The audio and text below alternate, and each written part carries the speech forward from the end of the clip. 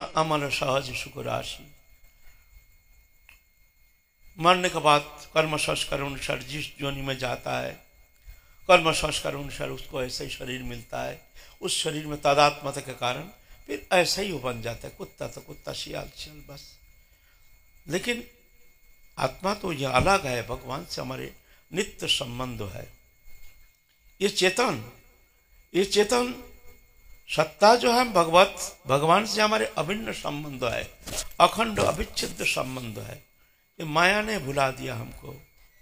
हमने एक शरीर धर्मी बन करके और दृश्यमान भौतिक पदार्थ से आसक्त होकर के भौतिक वस्तु में ही सब कुछ आनंद है जान करके अपने स्वरूप विस्मृत होकर के भौतिक पदार्थ प्राप्ति के लिए शब्द स्पर्श रूप रस गंध, बस यही हमारे सुख पाने का एकमात्र अवलंबन, इसके पीछे हम भाग रहे हैं।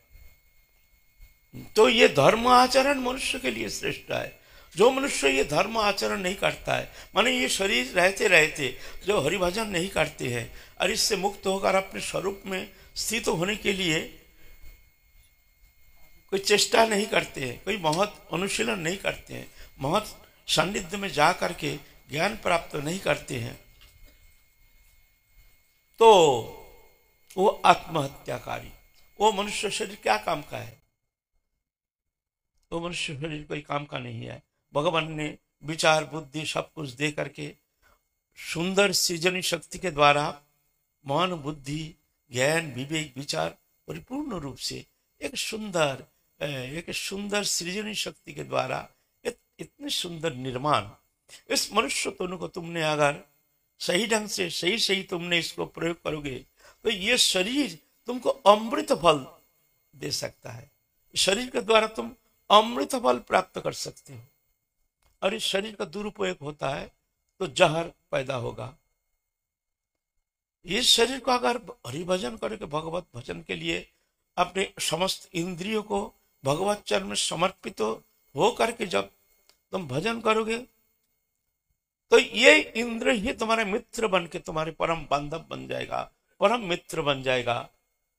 और ये इंद्रिय जब भोग स्प्रिया लेकर के दृश्यमान भोग्य पदार्थ में आसक्त होकर के भोग्य वस्तु पदार्थ के लिए, इंद्रिय सुख के लिए, देहोदैहिक वस्तु पदार्थ के लिए जो आसक्त होकर भागता है, तो यही इंद्रिय यही शरीर तुम्हारा दुश्मन बन के आएगा।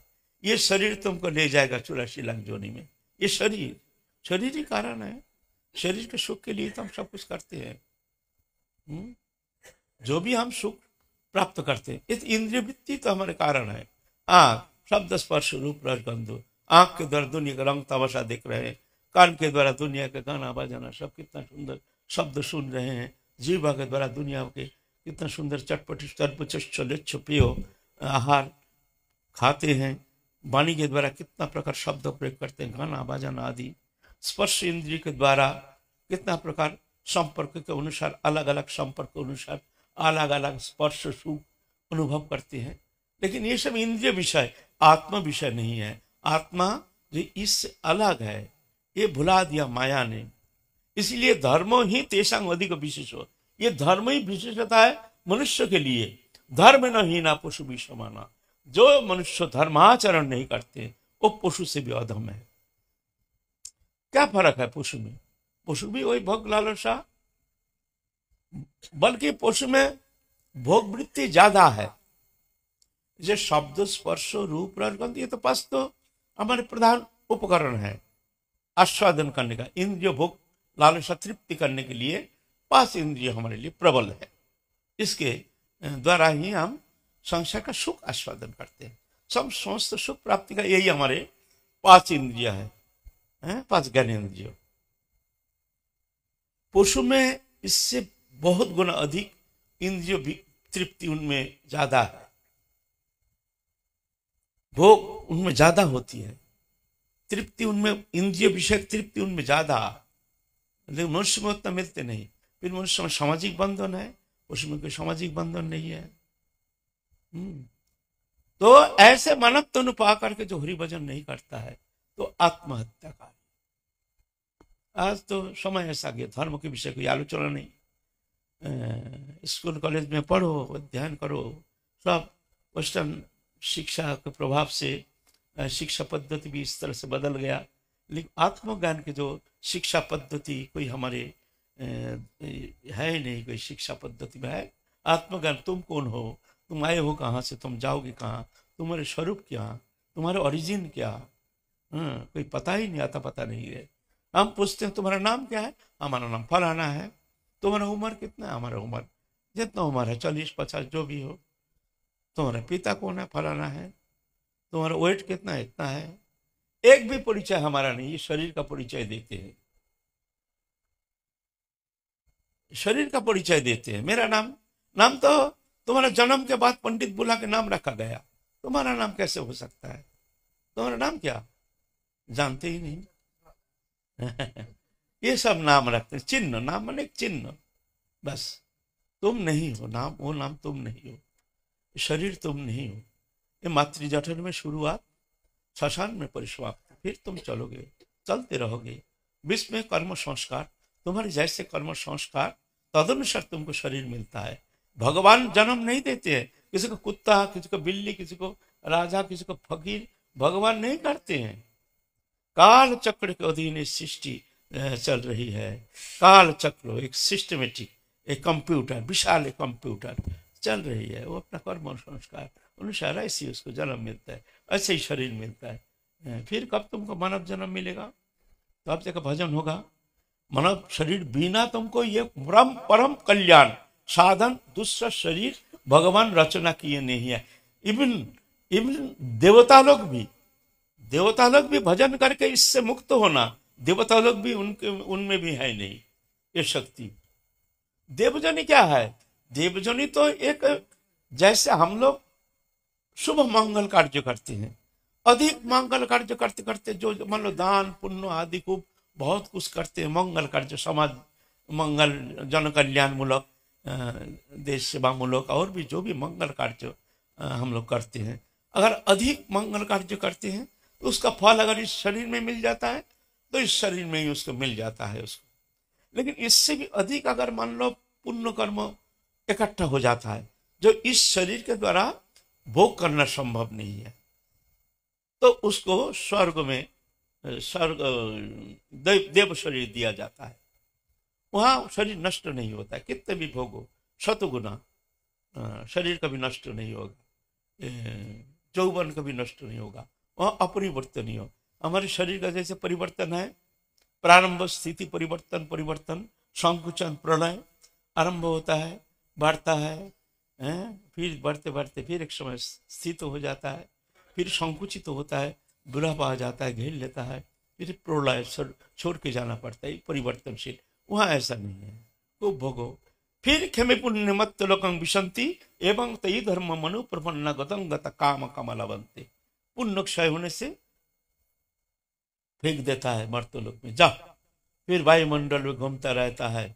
वो जीवात्मा, जीवाश्व तो एकदम इतना सूक्ष्म है, वायुगण को आश्रय करके वो घूमता रहता है। सूक्ष्म रूप में जो वायुकण है वायुमंडल में दिखने में आता नहीं है, जीवात्मा इतने सूक्ष्म है, उसमें आश्रय करके रह जाता है। फिर बरसात के साथ धरित्री में आता है, धरित्री में आने के बाद मान लो कोई पेड़ में गिरा है, कोई कहीं गिरा है, वो जीवात्मा उसमें है, जीवाश्व, जीवाश्व कहते हैं। फिर वो माने पेड़ अपने रस लेकर के इस तरह से फल में जाता है, फल में जीवाश्व है, फल कोई मनुष्य खाया है, खा लिया तो मनुष्य के शरीर में जीवाश्व गया है। एक हिस्सा तो मलमूत्र होकर चला गया, एक हिस्सा शरीर में जाता है। फिर रस, रक्त, मांस में अस्थि, मज्जा, शुक्र, ये सप्त धातु परिवर्तन होते होते वो जीवाश्व में रहता है, परिवर्तन होते होते जा रहा है, जा करके शुक्र में आता है, शुक्राणु रूप में आता है शरीर में। फिर मिलन धर्मी प्रक्रिया के द्वारा मातृ जठर में जाता है, फिर शरीर आ गया, मनुष्य शरीर बन के आ गया। फिर कुत्ता में गया तो कुत्ता शरीर बन के आ गया, फिर सियाल गए तो कैसे शरीर में जाएगा, जीवाश्व कहाँ जाएगा, कोई ठिकाना नहीं। बड़ा विचित्र अद्भुत एक काल चक्र। और जीव त्रिताप ताड़ित होकर के, दावानल पीड़ित होकर के इस संसार में दुखाग्नि में प्रज्वलित होकर के चल रहा है, अंधा जैसे अंधाधुंध सुख पाने का लालसा लेकर के घूम रहा है। यहाँ कहाँ सुख है? अनित्यम सुखं लोकमिमं प्राप्त भजस्यमाम। अर्जुन, ये संसार अनित्य है, यह सुख नहीं है। कहाँ सुख का अनुसंधान करते हो? जड़ीय वस्तु चेतन धर्मी आत्मा को कभी सुख देना संभव नहीं है। जड़ीय वस्तु, जड़ वस्तु कभी चेतन को आनंद दे नहीं सकता है। आनंद चेतन धर्मी है, आनंद चेतन सत्ता है। लेकिन जड़ीय वस्तु से आनंद प्राप्ति का अनुसंधान करते हुए वो वंचित होकर के जन्म जन्म काल चक्र में घूम रहा है। कोई चेतन कराने वाला है नहीं। अब धीरे धीरे शिक्षा पद्धति भी हमारे इस तरह से ले जा रहा, भौतिक विद्या की ओर अंधाधुंध होड़ चल रहा है। कौन कहेगा इसका? कौन? ये एकमात्र ये धर्म ही तेषां अधिक विशेष धर्म न हीना पशु भी समाना। इसलिए धर्म आचरण करना बहुत जरूरी है। धर्म ही तो मनुष्य का प्रधान है। धर्म हर वस्तु का धर्म। कोई कहते हैं धर्म निरपेक्ष, पागल कहीं के धर्म जानता ही नहीं है धर्म का संज्ञा। धर्म निरपेक्ष, हर वस्तु का एक धर्म है। वस्तु मात्र ही धर्म है। वस्तु है तो उसका धर्म है। बर्फ है तो ठंडा उसका धर्म है। जब तक बर्फ है तब तक ठंडा शीतलता रहेगी। अग्नि है, दाही का शक्ति उसका धर्म है। अग्नि रहेगा तो दाही का शक्ति है। दाही का शक्ति जब तक है तब तक अग्नि है। ये धर्म है। धर्म वस्तु को साथ साथ रहता है। आत्मा है, आत्मा का धर्म है। समाज है, समाज का धर्म है। राष्ट्र है, राष्ट्र का धर्म है। गृहस्थ है, गृहस्थ का धर्म है। लेकिन धर्म लुप्त हो गया। धर्म का मतलब ही नहीं है। समाज जीवन में सामाजिक धर्म, वो धर्म को नहीं पालन करने से क्या बोलते हैं? असामाजिकता। सामाजिकता हमारे धर्म है। देश धर्म पालन नहीं करते हैं, वो धर्म नहीं रहता है तो क्या कहते हैं? देशद्रोही।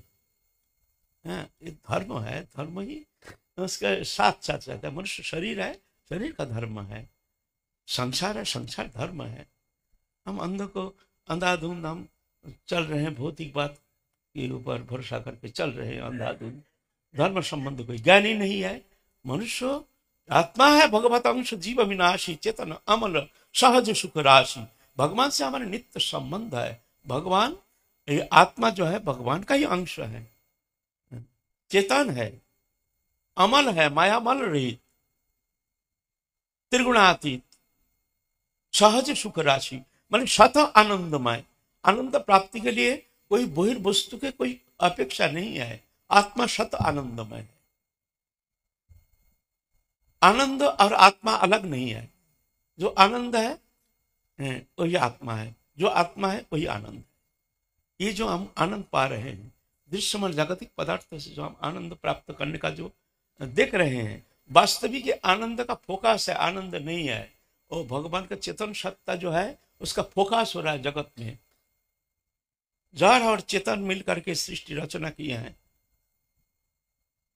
अपरयो मिथस्तन्यं प्रकृति मिद्धि में परम जीवभूतं महाबाहो जयदं धर्जत जगत।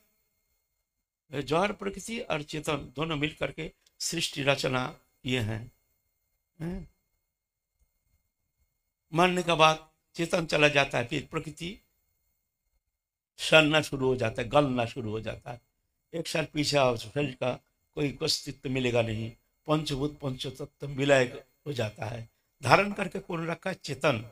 एक वृक्ष काट दो, शिकड़ के धीरे धीरे धीरे धीरे लुप्त हो जाएगा। धारण करके रखा है चेतन। हाँ, तो ये चेतन को अनुसंधान करो। ये कौन है? ये भगवत अंश जीव विनाशी चेतन, अमल, मायामल रहित, मायातीत, इंद्रियातीत, गुणातीत, त्रिगुणातीत, शुद्ध सत्य आनंदमय। मैं वही हूँ, मैं वही भगवत अंश हूँ। अनुसंधान करो और चिंतन करो। जो अंधाधुंध पशु प्रवृत्ति लेकर के घूम रहे हैं, प्रकृति के तरफ भाग रहे हैं। तो इस तरह से ये चेतन सत्ता जगाने के लिए भगवान युग युग में आते हैं।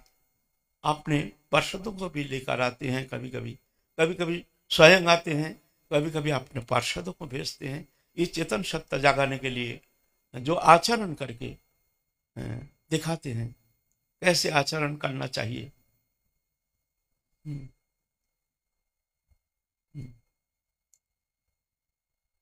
जो भजन करेंगे उसके अंदर बहुत सारे गुण होना चाहिए, बहुत से सद्गुण होने चाहिए। अभयं सत्य संशुद्धि ज्ञान जुग व्यवस्थिति दानं दमश्च यज्ञश्च साध्यस्तपार्जवम आचार्य वचनं शोषं स्थैर्य आत्मविनिग्रह इंद्रियार्थेषु वैराग्यं अहंकारेव च जन्म मृत्यु जरा व्याधि दुख दोषाण दर्शनम आसक्ति नरभसंग पुत्र दारिद्र्यादिषु नित्यत्व समचित्तत्व अनिष्ट उपपत्तिषु। ऐसे सद्गुण राशि ये मनुष्य में, ये मनुष्य के लिए है, पशु के लिए ये सद्गुण नहीं है। और हम सद्गुण हमारे लिए कोई, हमारे लिए मायने नहीं रखता है, कोई मायने नहीं। अभी राष्ट्र जीवन में भी देखिए, कोई अच्छा जो नेतृत्व देने लायक जो है उसको टिकट नहीं मिलता है, उसको टिकट मिलेगा नहीं। कैसे होगा देश का परिवर्तन? देश सुंदर सुंदर देश कैसे बनेगा? सज्जन के द्वारा सत्कर्म होता है, असज्जन के द्वारा कोई महत् कार्य होना संभव नहीं है। महत् पुरुष के द्वारा ही महत् कार्य होता है, महत् होना जरूरी है। तो ऐसे चयन करना चाहिए, मायने नहीं रखता इसका कोई। अभी हमारे राष्ट्रीय जीवन में ऐसे कोई मायने नहीं है। कोई पार्टी जाइए, हम पार्टी नहीं करते हैं, जाइए देखिए वहाँ चल रहा है पैसा का खेल, वहाँ देखते नहीं है फिगर ये क्या करेगा देश के लिए, क्या करेगा। तो इस तरह से युग युग में भगवान आते हैं, अपने पार्षदों को लेकर आते हैं। इस कलियुग में महाप्रभु आए हैं चेतन सत्ता जगाने के लिए, सुप्त जीवात्मा जीव चैतन्य सत्ता को भगवान की ओर ले जाने के लिए भगवान समस्त पार्षदों को लेकर इस कलियुग में अवतीर्ण हुए हैं। तो हम लोग आलोचना कर रहे हैं महाप्रभु के जीवन चरित्र तत्सहित उनके परम प्रिय पार्षद श्रीनिवास आचार्य प्रभु नरोत्तम ठाकुर। आप आलोचना करेंगे उनके परम प्रिय पार्षद श्यामानंद प्रभु। श्यामानंद प्रभु मेदिनीपुर जिला के धारिंद्रा नामक गांव है, बहादुरगढ़, यहाँ जन्म लिया है श्यामानंद। पिता कृष्ण मंडल, माता दरिका। लेकिन पुत्र होता है, कन्या होती है, ऐसे कई बार कई पुत्र कन्या होकर के मर गए। इस कारण पिता माता बहुत दुखी हो गए थे। तो एक तो संतान तो होना जरूरी है। अविद्यं जीवनं शून्यं दिक् शून्यं चेद बंधवा पुत्रहीनं गृहं शून्य सर्वशून्य दारिद्रता। चाणक्य श्लोक है। अविद्या जीवनं शून्यं, जिस जीवन में विद्या नहीं है वो जीवन बेकार है। मनुष्य जीवन मनुष्य तुमने प्राप्त किया, कोई विद्या नहीं। तो अविद्या जीवनं शून्यं दिक् शून्य चेद बांधवा, जिसका कोई मित्र नहीं है, कोई सुहृद नहीं है, अकेला रहता है, वो उस चारों ओर सुना है। पुत्रहीनं गृहं शून्यं, जिस गृह में कोई संतान नहीं है वो गृह बेकार सुना है। और सर्वशून्य दारिद्रता, और एकदम जो दारिद्री है बोले ये सब सुनना है, इसका कुछ है नहीं, दारिद्री। इसीलिए चैतन्य चाणक्य श्लोक कहते हैं ऐसे। तो ऐसे पुत्रहीन गृहं शून्य बहुत दुखी हो गए हैं कृष्ण मंडल, माता दरिका। फिर वृद्ध अवस्था में एक संतान जन्म ग्रहण किए हैं, बड़े सुंदर, बड़े सद्गुण संपन्न, सुलक्षण युक्त। ऐसे सुंदर पुत्र पा करके माता पिता बहुत प्रसन्न हो गए, बहुत तृप्त हो गए। बहुत दुख पाने का बाद एक संतान का लालसा लेकर के एक पुत्र प्राप्ति के कारण पुत्र का नाम रखा दुखिया। बहुत दुख से मिला है तो पुत्र का नाम रखा दुखिया। पुत्र चंद्रकला जैसे बड़ा होता जा रहा है, फिर समय पर उसका अन्नप्राशन हुआ है। बंगाल में अन्नप्राशन होता है, पहले मुख में अन्न देते हैं, उसके पहले अन्न नहीं देते, मातृस्तन ही पान कराते हैं, फिर जाकर के 9 महीना होने के बाद उस मुख में प्रथम प्रसाद अन्न देते हैं। ऐसे उस समय बड़े समारोह के साथ बड़े विशाल अनुष्ठान होता है, जैसे शादी ब्याह में अनुष्ठान कराते हैं ना, ऐसे ही बड़ा विशाल अनुष्ठान कराते हैं, अन्नप्राशन समारोह। उसके बाद फिर और बड़े हुए हैं, बच्चा अब स्कूल जाना शुरू किया, पाठशाला में, बड़ी मेधावी, बड़ो तीक्ष्ण बुद्धि है। तो भगवती तनु एक साधारण जीवात्मा है, जो साधारण संसार चक्र में घूमते घूमते मनुष्य तनु प्राप्त किया है। ये तो कर्म संस्कार अनुसार उसको दिखने में आता है। उसको जो जन्म लेता है उसको पूर्व जन्म का संस्कार, जन्म जन्म का संस्कार संस्कार लेकर ही वो आता है, जन्म से उसको ऐसा ही दिखता है। लेकिन जो महापुरुष आते हैं ये ऐसा नहीं, इनको बहुत सद्गुण लेकर आते हैं। ये सद्गुण लेकर दैव गुण संपन्न होकर आते हैं, इसलिए इनमें कुछ विशेष गुण देखने में आता है। तो ऐसे हरि भजन में बहुत रुचि, हरि कीर्तन में रुचि, स्कूल में जाते हैं, लेकिन घर में भी माता पिता भक्तिमती, माता भी बहुत भक्तिमती है। और अड़ोस पड़ोस में भी उस समय, अभी 500 साल पहले लगभग, उस समय तो समाज जीवन ऐसा नहीं था, धर्म में सबकी रुचि थी। अभी तो धीरे धीरे समय के परिवर्तन के अनुसार अभी पाश्चात्य शिक्षा के और आधुनिकता के अंधा अनुकरण आकर के हमारे समाज जीवन को ग्रासित कर रहा है, दूषित कर रहा है, लक्ष्यहीन करके वो ना जाने कौन सा लालसा लेकर के, कौन सा वस्तु प्राप्ति का उद्देश्य लेकर के अंधाधुन होड़ चल रहा है। मिलता तो कुछ नहीं, मिलेगा कुछ नहीं, दुखी होकर के वो जीता है। पहले संसार जीवन में कितना सुंदर एक शांति थी, अब वो शांति के आलय नष्ट होते जा रहा है।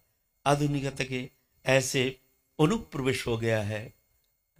ये हमारे दुर्भाग्य के सूचक है, हमारे सनातन धर्म के ये दुर्भाग्य है। लेकिन ऐसा नहीं था, घर में भजन पूजन करते हैं, माता पिता और अड़ोस पड़ोस भी भजन पूजन करते हैं, तब ना बच्चा ऐसे सीखेंगे ना।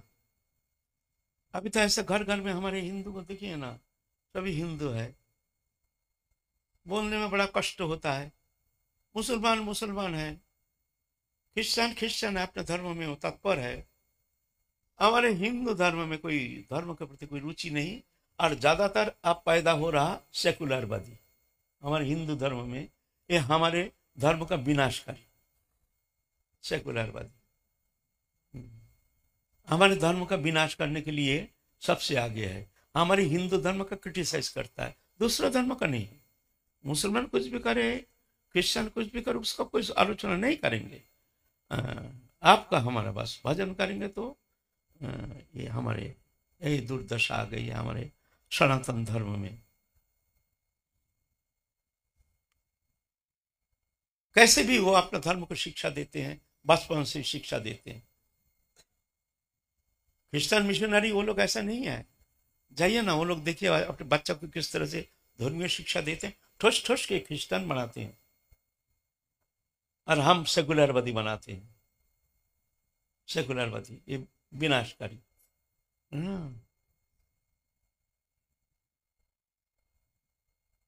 धर्म क्या है, हिंदू धर्म क्या है?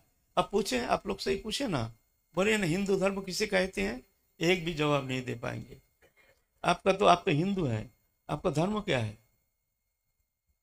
बोलेंगे कुछ आइडिया करके, कुछ चिंता करके, अपने मन में जो आया कहेंगे, लेकिन ठोस ठोस जो हमारे हिंदू धर्म क्या है, इसका ठोस उत्तर हमारे शास्त्र के आधार पर जानता ही नहीं।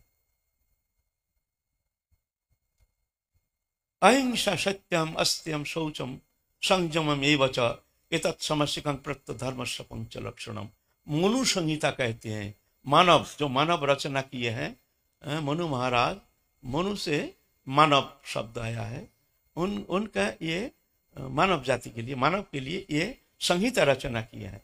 उसमें है अहिंसा सत्यम अस्त्यम शौचम संयमम, ये धर्म का 5 लक्षण है।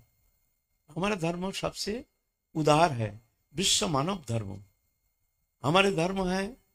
मानव जाति का, समस्त मानव जाति के लिए, ये कोई जाति विशेष गोष्ठी विशेष के लिए नहीं है, ये विश्व मानव जाति के लिए, सब मानव में ये होनी चाहिए। तो है धर्म, हमारे विश्व मानव धर्म। लेकिन हमारे धर्म को आज इस तरह से नाना प्रकार, इस तरह से उसको ऐसे विकृति रूप दे करके उनको उस तरह से प्रोड्यूस कर रहे हैं। हम भी चुप रहते हैं, देखते हैं, सुन रहे हैं। तो पहले ऐसा नहीं था। अच्छा शिक्षा घर में ऐसी शिक्षा मिलता था, समाज जीवन में भी ऐसा। तो बच्चा इस तरह से बड़ा हो रहा है, बड़े सुंदर सुंदर, जैसे चेहरा, जैसे सुंदर, जैसे भावना, ऐसे ही भगवत भजन में, हरि कथा में रुचि, हरि भजन में रुचि। माता पिता ने उसको विद्यालय में दिया है। विद्या शिक्षा संस्कृति माध्यम है। हमारी विद्या शिक्षा का एकमात्र माध्यम तो संस्कृति। अभी संस्कृति तो गया, खत्म। उर्दू है और भी अरबी, फारसी, सब भाषा है। संस्कृत का कोई हमारे कोई यूनिवर्सिटी में पढ़ाते नहीं। ये सब हम लोग भी बधिर होकर के सुन रहे हैं, अंधा होकर के देख रहे हैं, है ना। हमारे संस्कृति पहले संस्कृति से हमारे विद्या अध्ययन का माध्यम था संस्कृति। तो संस्कृत विद्यालय में दिए हैं। अच्छे प्राइमरी अवस्था में अच्छा विद्या अध्ययन करके बच्चा आगे बहुत विद्या में बहुत आगे बढ़ गए हैं। अल्प समय में ही समस्त शास्त्र अध्ययन किए हैं, समस्त व्याकरण शास्त्र अध्ययन किए हैं। उसके बाद श्रवण किए हैं जो ऐसे महाप्रभु के पार्षद गौरमंडल भूमि में विराजमान है। मन में इच्छा हुई, किशोर अवस्था, नवीन किशोर अवस्था, इच्छा हुई, माता से आग्रह किया, माँ हमको थोड़ा सा आदेश करो, हम जाएंगे। हम सुने हैं महाप्रभु के पार्षद गौरीदास पंडित है, उनके शिष्य है हृदय चैतन्य ठाकुर, उनके चरण सान्निध्य में जाएंगे। और भी महाप्रभु के जो पार्षद है उनसे थोड़ा उनके चरण दर्शन करके अपने ये संतप्त हृदय को शांत करेंगे। माँ हमको कृपा करके थोड़ा आदेश करो। माता पिता का एक ही पुत्र नयन मुनि, छोड़ना नहीं चाहते हैं, बच्चा चला जाएगा, ना जाने ऐसे व्याकुलता, उत्कंठा, भगवत नाम कीर्तन में इतनी रुचि, ना जाने बच्चा फिर चला ही जाएगा, कोई ठिकाना थोड़ी है। तो बच्चा और कुछ दिन पीछे जाना, तो बोलते हैं माँ तुम चिंता मत करो, हमको थोड़ा आदेश करो, कुछ दिन के लिए हम गौर मंडल भूमि में जा करके गौर पार्षदों के चरण रज दे करके अपने अंग में लेपन करके अपने पवित्र होकर हम आएंगे। माँ तो ठीक है, जा बेटा जल्दी आ जाना। चले आए हैं कालना में ओ महाप्रभु के पार्षद गौरीदास पंडित, उनके सेवी ग्रह निताई गौरीदास पंडित था सुबल शाखा, नित्य लीला में सुबल शाखा। उनका जो शिव ग्रह कालना में है, बड़ी सुंदर कहानी है। निताई गौर, नित्यानंद महाप्रभु और गौरांग महाप्रभु दोनों संन्यास लेके चले जाएंगे। गौरीदास पंडित के पास आए हैं। गौरीदास पंडित कहते हैं आप लोग अब आए हो, यहाँ हमको छोड़ के नहीं जाना, यहीं रहो, यहीं हम पूजा करेंगे, तुम्हारी सेवा करेंगे, जो भी वस्तु चाहिए तुम भजन करो, पूजन करो, जो भी करो, लेकिन और कहीं जाना नहीं है, तुम दोनों यहीं रहो। तब महाप्रभु कहते हैं देखो हमारे बहुत काम, जिस कर्म संपादन के लिए हम आए हैं जगत में, वो कर्म हमको करना है। ऐसे बैठे बैठे तो आनंद लेने के लिए हम आए नहीं हैं। तो बहुत अनुरोध किए हैं। तो महाप्रभु कहते हैं तुम एक काम करो, हमारे दोनों का एक विग्रह बनाओ, बना करके उसको स्थापना करो, और विग्रह और मैं ये अलग नहीं है, एक ही है। भगवत विग्रह और भगवान एक ही है। जैसे हमारे सनातन धर्म वाले विग्रह पूजा करते हैं, हमारे सनातन धर्म का पर खिल्ली उड़ाते हैं। कौन विग्रह नहीं पूजा करता है बताइए ना। बौद्ध धर्म देखिए, बौद्धिस्ट बुद्धदेव को मूर्ति बनाए पूजा करते हैं।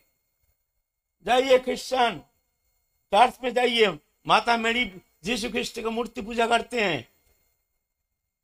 कौन मूर्ति पूजा नहीं करता है? बदनाम करता है हमारा हिंदू मूर्ति पूजा करता है। ऐसा कोई मनुष्य नहीं है जो मूर्ति पूजा नहीं करता। आपका भी बाप दादा का परदादा का फोटो लगा करके माला करते हैं, पूजा करते हैं। क्यों? वो तो तुम्हारा पूजा लेने के लिए बैठा है।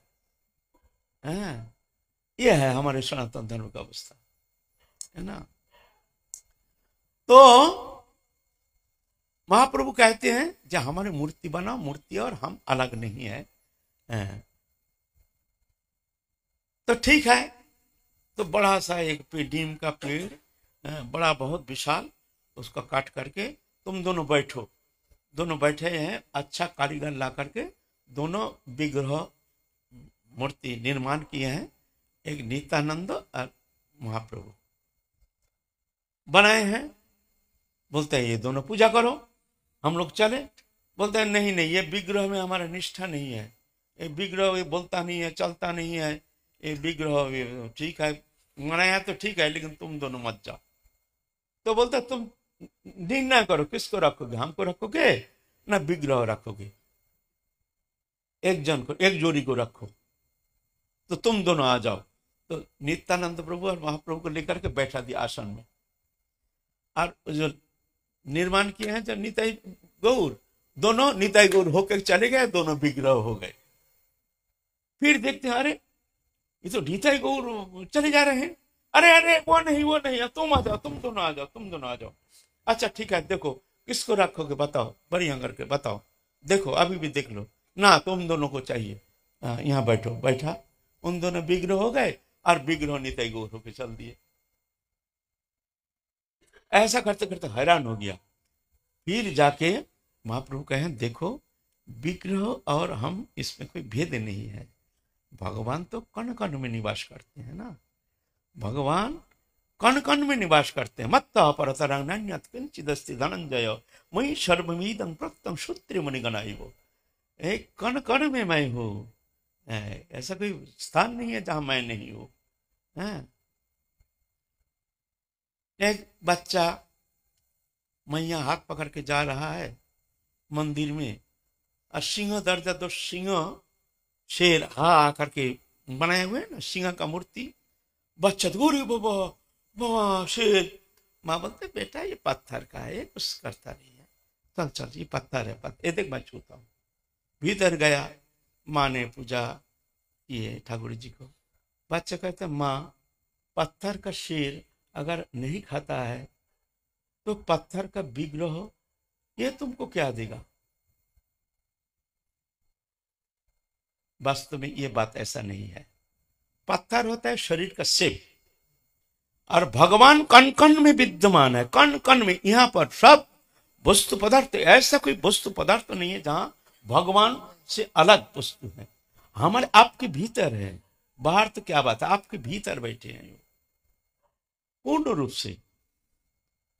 जहां पर तुम्हारे भक्ति है वहीं पर वो प्रकट हो जाएंगे। जब प्रहलाद महाराज को कहते हैं निश्चिंह भगवान, निश्चिंह ये तुम्हारा हिरण्यकशिपु बता तेरे भगवान कहाँ, तेरे विष्णु कहाँ है? बोलते वो तो सर्वव्यापक है पिताजी, वो सर्वव्यापक है, आप जहां बोलेंगे वहीं वो विद्यमान है। ये खंबा में है, बोलते हाँ ये खंबा में है, मारा खंबा में वहीं से प्रकट हो गए। तो ऐसा बात नहीं है, भगवान छोटी सी विग्रह। हमारे तो बहुत सारे, अभी तो समय नहीं है, कभी तो विग्रह के बारे में कहेंगे। विग्रह का अद्भुत लीला कहानी जो एकदम सचल, किस तरह से भगवान विग्रह रूप में लीला करते हैं, हम लोग आलोचना पहले किए हैं, है ना। बहुत ऐसे हमारे निदर्शन है। जाइए राधा रमन जी शालग्राम से विग्रह प्रकट हो गए। जाइए टोटा गोपीनाथ जी जगन्नाथपुरी, भगवान स्वयं भक्त को माला पहनने के लिए, बहुत ऊंची उनके स्वरूप है ना, श्री विग्रह।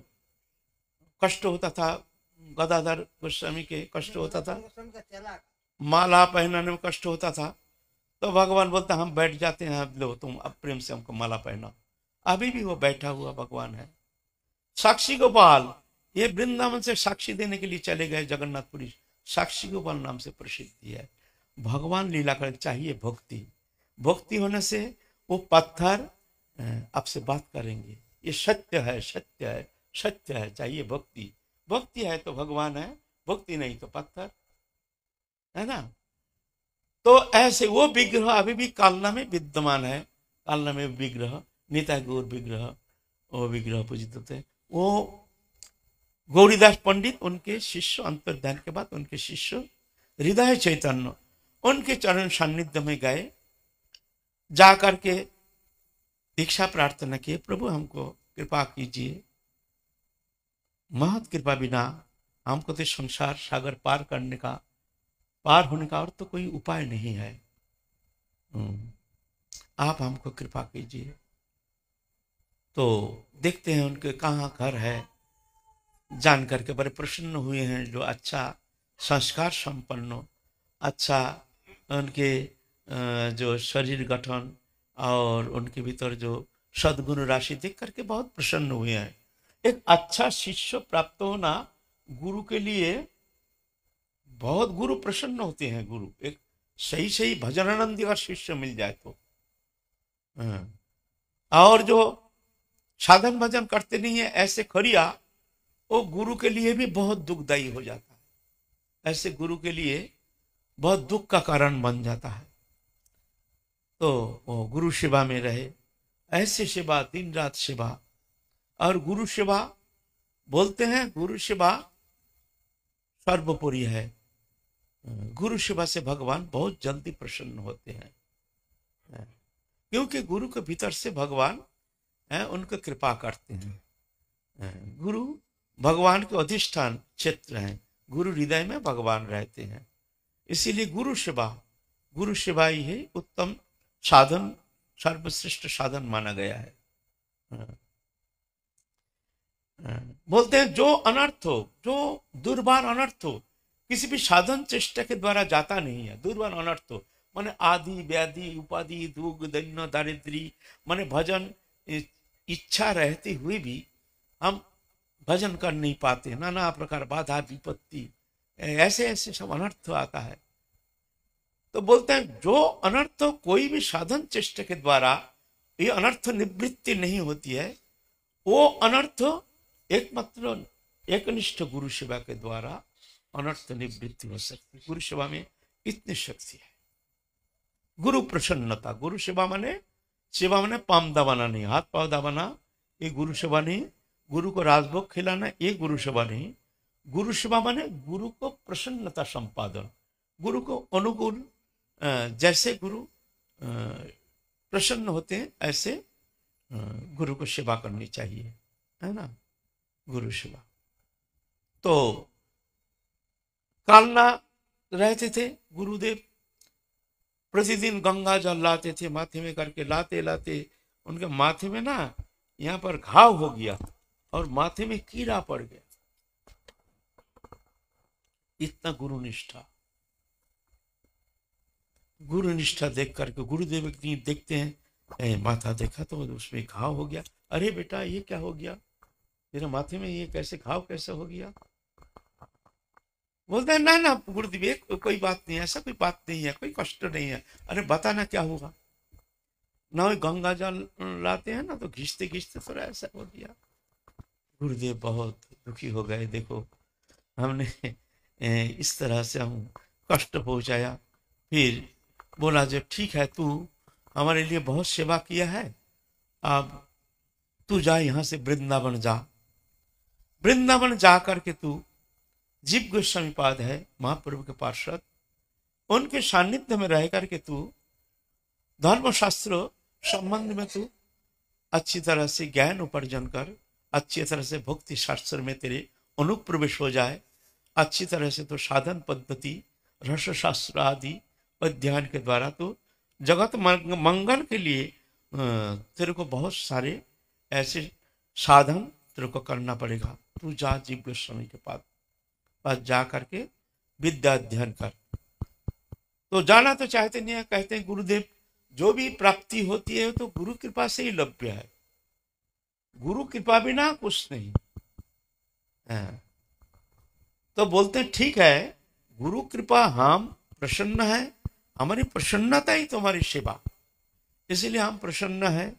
तुम जाओ, तुमको हम आदेश करते हैं, तुम जाके वृंदावन जा करके तुम जीव गोस्वामी पाद है और रघुनाथ दास गोस्वामी पाद है और महाप्रभु के परम प्रिय पार्षदों हैं और दिव्य वृंदावन भूमि, वहां जा करके तुम राधा कृष्ण जुगल लीला विलास स्थली जो है वृंदावन रज जमुना पुलीन गिरि गोवर्धन, तुम दर्शन करके तुम तृप्त हो जाओगे, तुम्हारे जीवन धन्य हो जाएगा।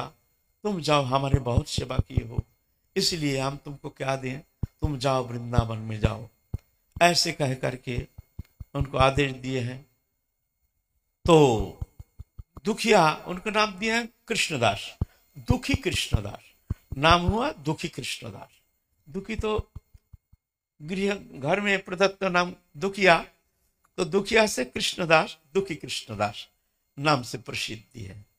फिर जाके नवद्वीप में जितना महाप्रभु के पार्षद थे सबके चरण सान्निध्य में जाके सश्रद्ध दंडवत प्रणाम करके नवद्वीप के राज गौरमंडल भूमि प्रदक्षिण करके फिर रज में लोटपोट खा करके सब प्रार्थना करके नवद्वीप धाम से प्रार्थना करके बड़े दुखी होकर के गुरुचरण सान्निध्य छोड़ करके जा रहे हैं।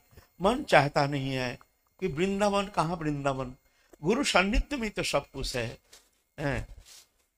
तुलसी सेवा हरिहर भक्ति गंगा सागर संग में मुक्ति, किम परम अधिकं कृष्ण भक्ति, न गुरु रधिकं न गुरु रधिकं। गुरु ऐसे हैं, बस गुरु से बढ़कर नहीं है। गुरु प्रसन्न तो सब प्रसन्न। गुरु प्रसन्न है जब दीक्षा देते हैं शिष्य को ना, तब समस्त शास्त्र, समस्त महत् पुरुष, समस्त आचार्य, समस्त शक्ति आ जाते हैं उनको कृपा करने के लिए। क्या हुआ?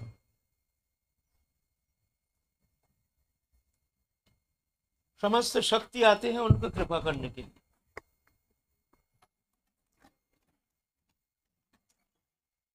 आइए ना, आइए ना, आइए ना।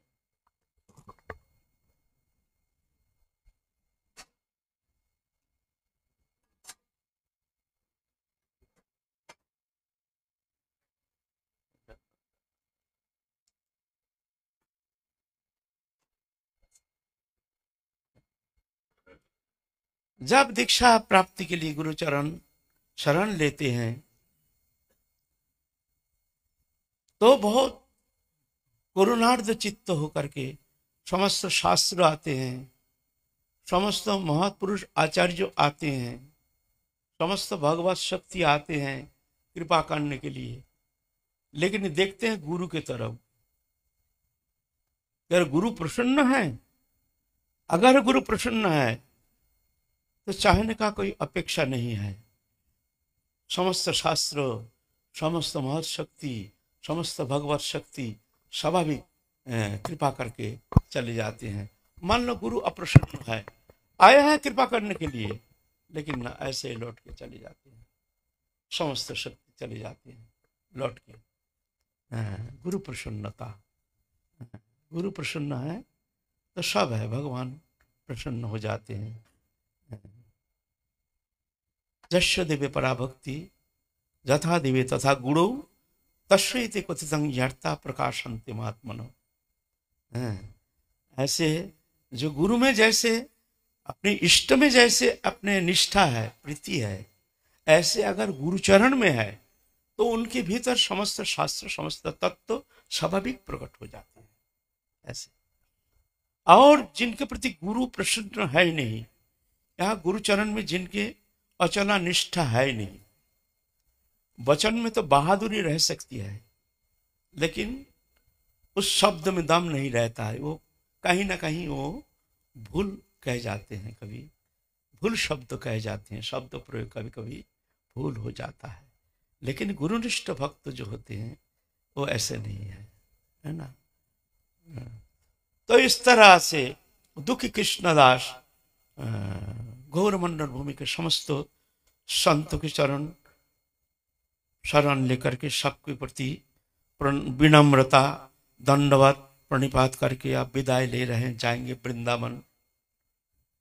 गुरुदेव आदेश किए हैं श्रीजीव गोस्वामी के चरण सान्निध्य में रह करके समस्त शास्त्र अध्ययन करने के लिए, तत्सहित वृंदावन की सेवा प्राप्त करने का एक मौका दे रहे हैं गुरुदेव।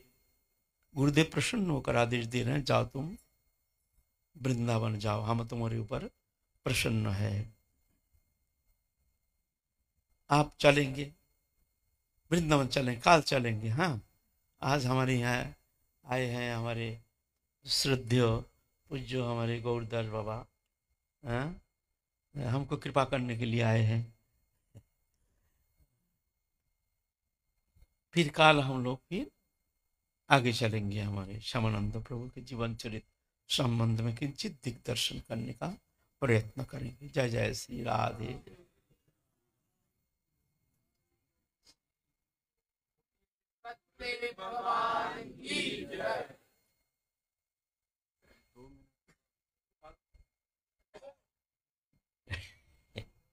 अब 2 मिनट का कुछ बोल दीजिए। 2 मिनट। ना ना ना, 11 बज गया तुम्हारा।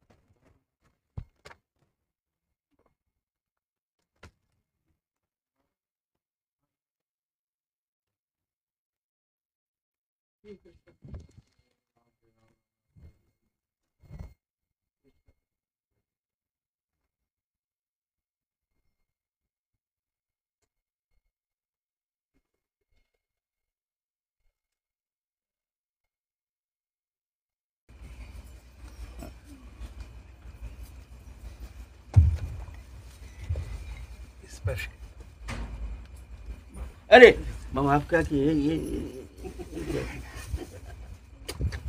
ऐसा ऐसा नहीं करना चाहिए।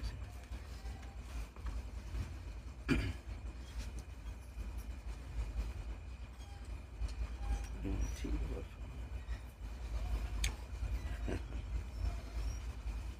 जय गुरु, जय गुरु, जय गुरु। बैठिए बैठिए।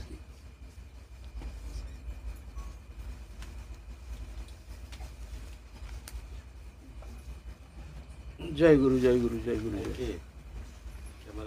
निताई गौर हरि बोल।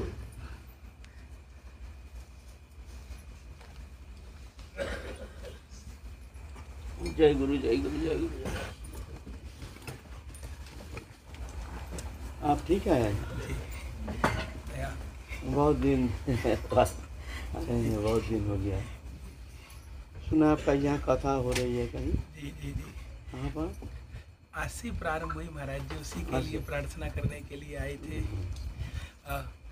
ये कीर्ति मंदिर के पास में विंगस्टन करके के स्थान है महाराज जी, तो वहीं पर बस 3 ही दिन का था। तो शाम को 7 बजे से छोड़ा हुआ था, कल सवेरे 9 से 12 है और शाम को 5 से 8 है। फिर परसों रविवार में बरसाना की कीर्तन के साथ में परिक्रमा है। तो बस यही प्रार्थना कर रहे थे, अगर आपका वहाँ दर्शन हो जाए। संध्या में जैसे आप परिक्रमा को जाते हैं तो संध्या का सत्र 5 से 8 है, कल सवेरे का तो 9 से 12 है, उस समय आपका भजन होगा। शाम का 5 से 8 है। तो जैसे आप परिक्रमा को पधारते हैं तो दर्शन प्रदान करते हुए पधारें तो बहुत अयाचित कृपा होगी। इसी कोशिश करेंगे आपके लिए प्रार्थना। अच्छा, इसी के लिए प्रार्थना थी, इसी के लिए प्रार्थना थी। वैसे तो समय हो गया है। हाँ, 10 से 11 है। अच्छा, थोड़ा सा संदेश दे दीजिए सबके लिए थोड़ा सा।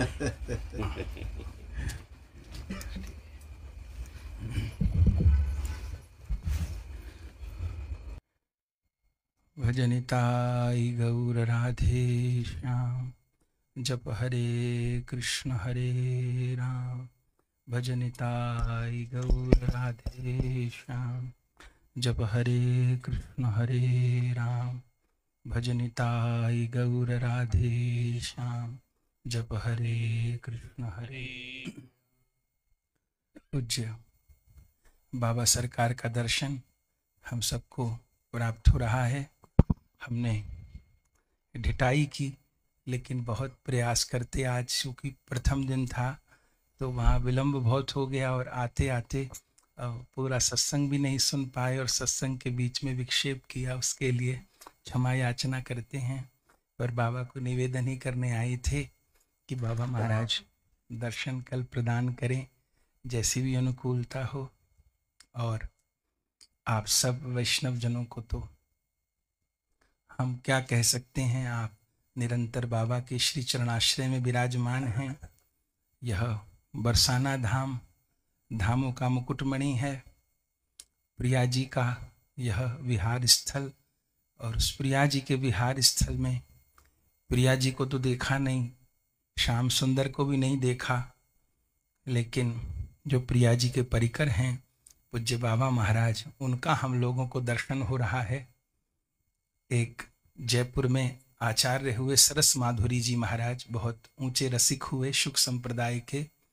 उनके एक शिष्य थे, वो मास्टर जी थे, उनका नाम था जुगल माधुरी शरण। तो उन पर उनके गुरु महाराज की बड़ी कृपा थी और माने सामान्य ग्रस्त में रहते हुए वे सिद्ध हो गए थे और कीर्तन करते करते ही उनका शरीर छूटा था। तो उन जुगल माधुरी जी के पद हैं, तो उसमें उनका एक पद है कि गुरु की कृपा से सभी फल मिलेंगे। ये उनका पद है, बहुत काम का है वैष्णवों के। उसमें आप कहते हैं गुरु की कृपा से सभी फल मिलेंगे, गुरु मिल गए तो जुगल भी मिलेंगे। वे इस बात का निश्चय करते हैं कि गुरु की कृपा से सभी फल मिलेंगे, गुरु मिल गए तो जुगल भी मिलेंगे, मनोरथ सफल होंगे घबराना ए दिल। उर्दू में उन्होंने बोला है, मनोरथ सफल होंगे घबराना ए दिल, सारी समस्याओं के हल मिलेंगे। श्री हरि नाम में मन डुबा के तो देखो, प्रिया प्रिय के पद कमल भी मिलेंगे। आखिर में कहते हैं, सरस चरण पंकज भ्रमर तू जुगल है, महल मौज के अब सहल भी मिलेंगे। गुरु की कृपा से सभी फल मिलेंगे, गुरु मिल गए तो जुगल भी मिलेंगे।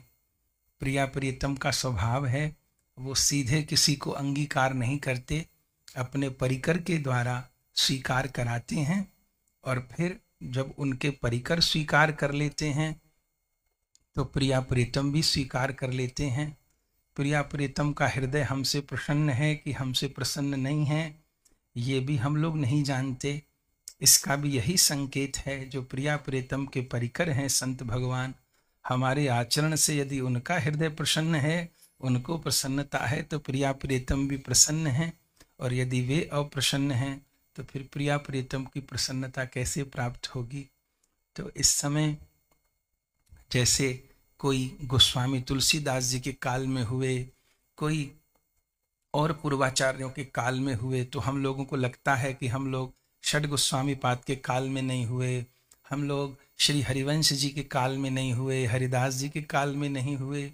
लेकिन हम लोग भी भाग्यशाली हैं कि हम पूज्य बाबा जिस समय धराधाम पर प्रगट लीला कर रहे हैं, तो हम लोग पूज्य बाबा की प्रगट लीला में साक्षी हैं।